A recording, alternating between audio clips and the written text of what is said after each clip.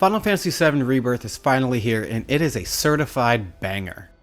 A follow-up to 2020's Final Fantasy VII Remake, this sequel improves in basically every single way, from its visuals, to its combat, to the characters, to the story, and introducing an open world. This game rocks.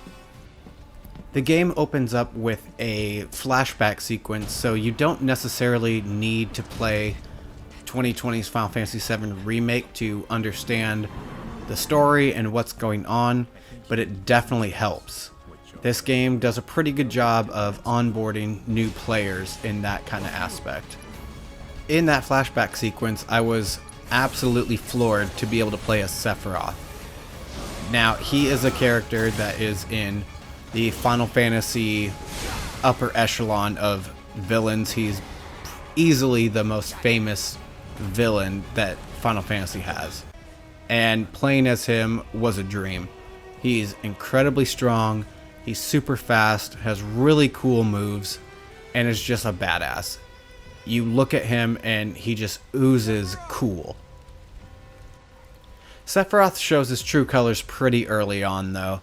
There's sequences in the flashback that really set up why he is such a villain, why he is revered by every Final Fantasy player, and why he proves to be a worthy antagonist for Cloud and the party moving forward.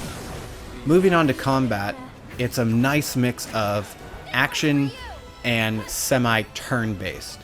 While not the traditional turn-based in the sense of the original Final Fantasy VII or other games of that era, it does allow you to slow down the combat once you go into the menu and choose what ability, spells, or items you're going to use based on how many ATB gauges you have filled up. The ATB gauges are the blue bars underneath each party member's name during a fight. A really cool addition to the combat system are the synergy abilities. There are the synergy attacks, and then there's synergy abilities that different party members can use to team up. You can hold R1 and push either square, triangle, circle, or X to do a variety of different synergy moves.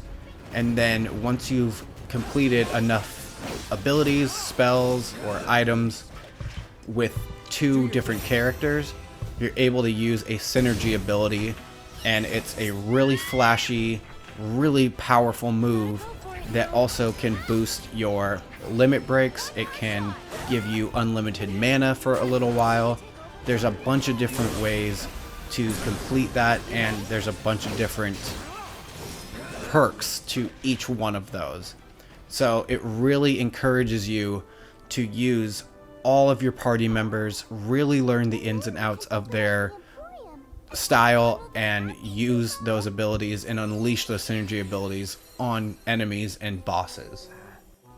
What's really cool is that each character controls a little bit differently and has unique abilities attached to them.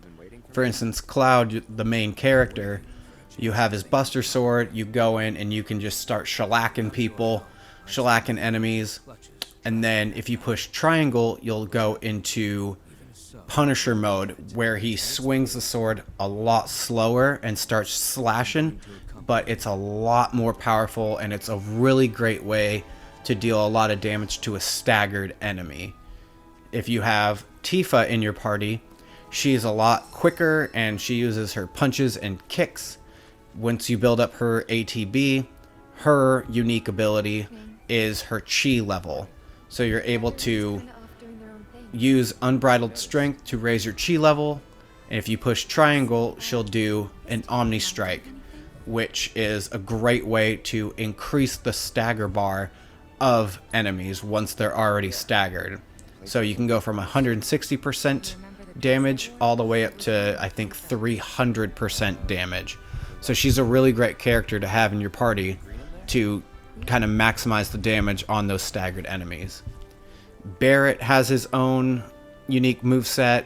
Red 13 and Aerith, the whole party really controls differently, and it makes it really fun to mix and match those different characters, find their synergy abilities, and see kind of what works for you. I found that Cloud, Aerith, and Tifa are a really great combo. Aerith is a powerhouse when it comes to healing.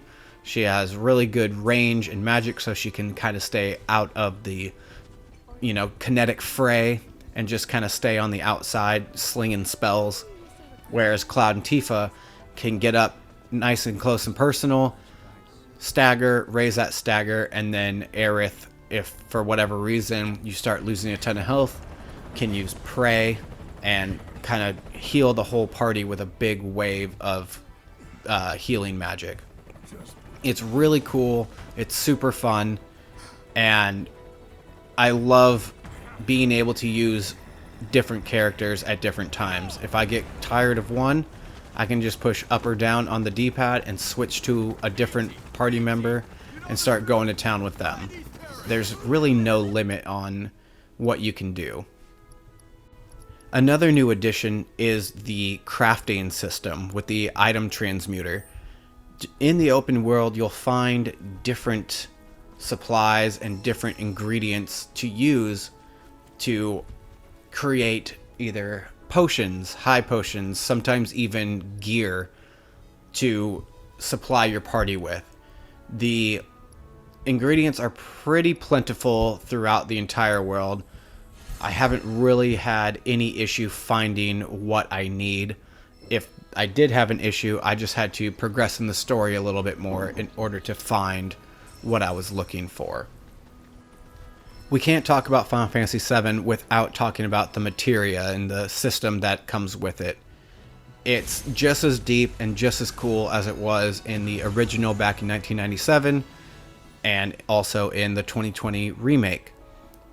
Each materia does something a little different, whether that's a basic fire spell, blizzard spell, or it could be a defense materia, it could be an enemy skill materia.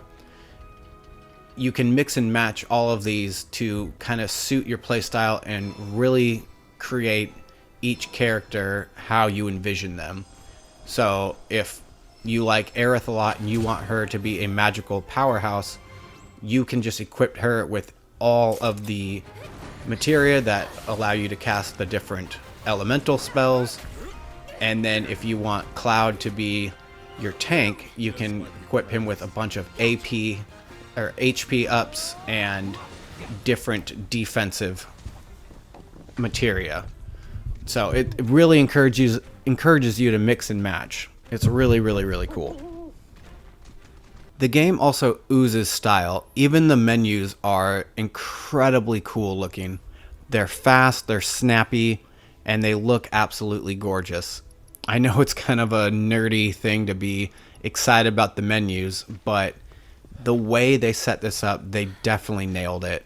And I think it's a really cool template for games moving forward to use. The last thing I'll talk about is the open world.